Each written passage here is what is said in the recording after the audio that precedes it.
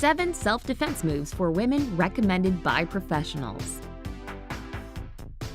Victor Lialko, the acknowledged martial arts master, wrote a book where he described the most effective methods of self-defense to help women if they are attacked.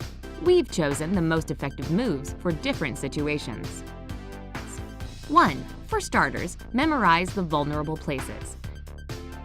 It doesn't matter how big your attacker is, because you can beat anyone if you know where the most vulnerable spots are. The main ones are eyes, nose, ears, throat, chest, knees, ankles, and groin.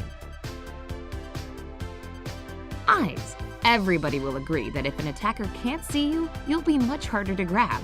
What is more, a poke or jab to the eyes is extremely painful. This will distract an aggressor enough for you to run away. Nose. This is a sensitive area with a lot of nerve endings. You can use the heel of your hand to strike an assailant's nose. It'll cause enough pain if not to stop an attacker, then to win you at least some time to escape. Ears. If you find yourself in the position when the only body part of your attacker you can reach is his ear, don't hold back. Show him the power of an angry female. A human ear has numerous nerve endings in quite a small area, so tugging on the ear, scratching it, or even biting it will cause much pain, and you'll be able to run away. Knees. You know, knees bend only one way. Besides, they are sensitive to pain, so a good kick to the kneecap can shock an assailant. If you're lucky, he can even topple. Ankles. Ankles are quite fragile and sensitive to pain. You can slam your foot on an attacker's ankle or kick it hard. It may knock a person off balance. Chest. There's an impressive bundle of nerves situated right behind the stomach.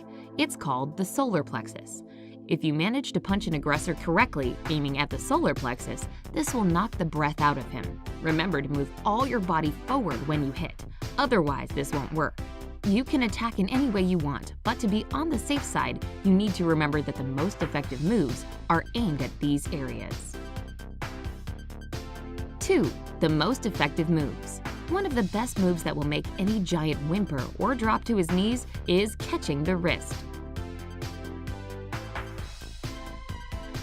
Grab his little finger and his ring finger with one hand and his middle finger and index with the other.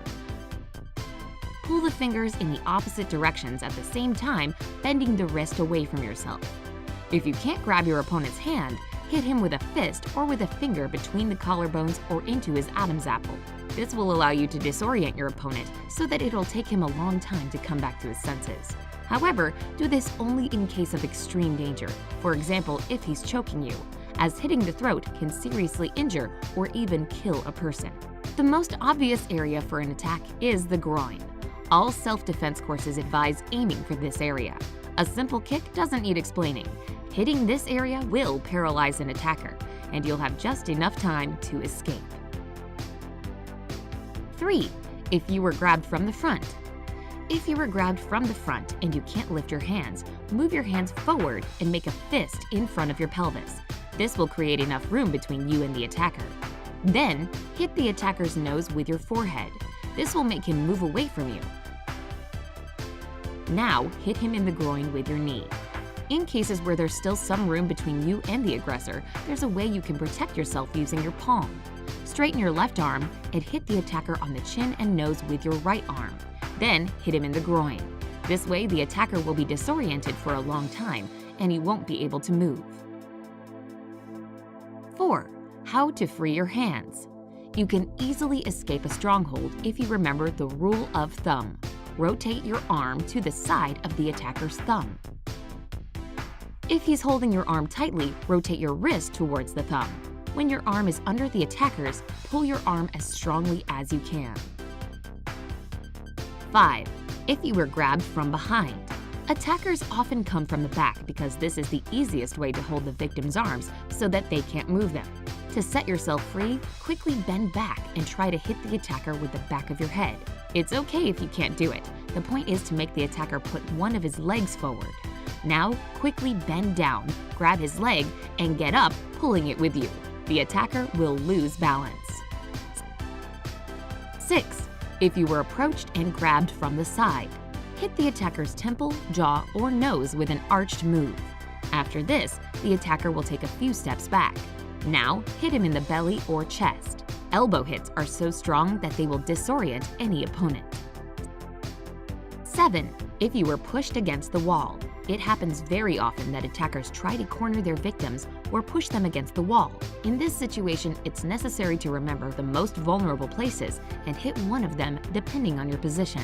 If both of the attacker's arms are up, then straighten your palm and hit him in the armpit.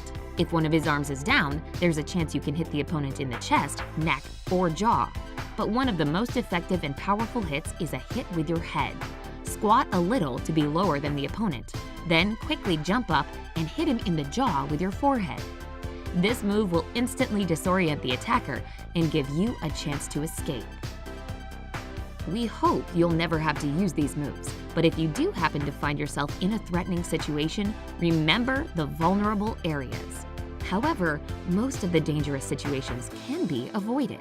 Turn off your iPhone or iPod when you're in the street. Don't use earphones when you jog.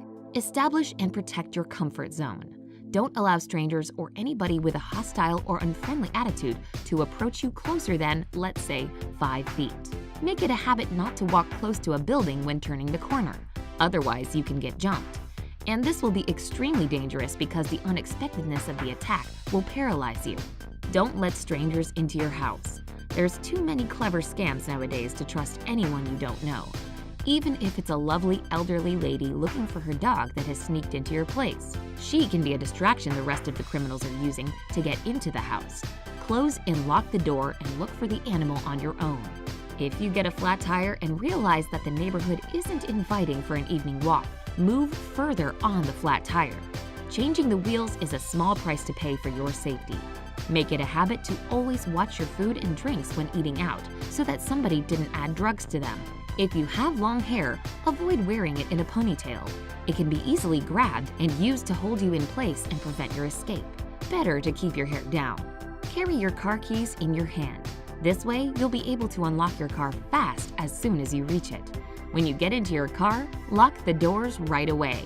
Pay attention to how you look. Try to make an impression of a confident person. Keep your back straight and your head up.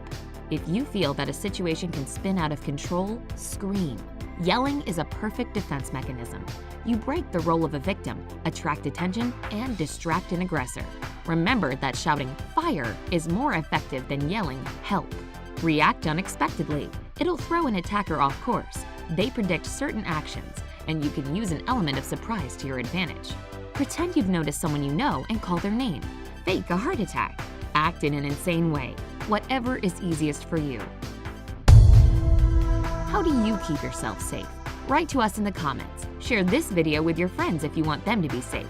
Remember to press the like button and subscribe to our channel. Stay on the bright side.